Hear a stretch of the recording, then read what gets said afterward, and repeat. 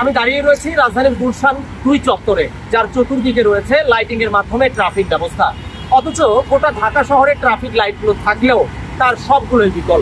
এখন প্রশ্ন হলো, রাজধানীবাসী এই ট্রাফিক লাইটের কারণে কি ধরনের সুবিধা ভোগ করেন, অসুবিধাই বা রয়েছে কি রকম, জানাবো এই প্রতিবেদনে।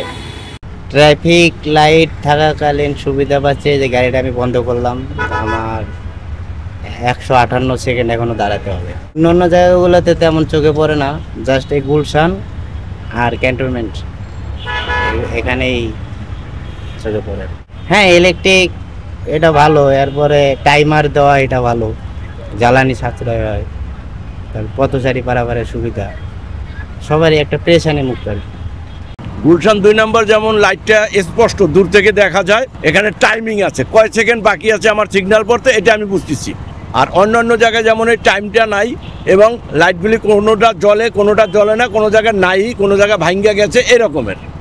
সিগন্যাল যখন আমি দেখবো না তখন তো অসুবিধায় পড়তে হয়, সিগন্যাল রং করতে হয়, তখন ট্রাফিকের হাতের সিগন্যাল দেখতে হয়। ঢাকা শহরে এতটা যানজট, যে কারণে ওইটা ট্রাফিকও হয়তো মেনটেন করতে পারে না, সে কারণে দেখা যায় ম্যানুয়াল কইরা ফেলায় এই সিগন্যালটা।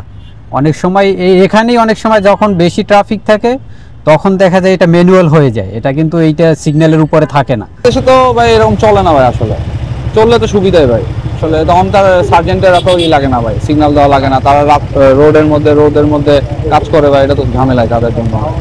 লাইটিং সিস্টেম এটা ভালো ভাই। এই ট্রাফিক ম্যানেজমেন্ট অর্থাৎ লাইটে যখন একটা সিগন্যাল পরিচালিত হবে তখন এটার মধ্যে মানুষের মধ্যে যে একটা ডিসিপ্লিন থাকবে এবং আমাদের মধ্যে, এবং ওই জিনিসটা তো অবশ্যই একটা ভালো দিক, কারণ সবার মধ্যে একটা ডিসিপ্লিন থাকে।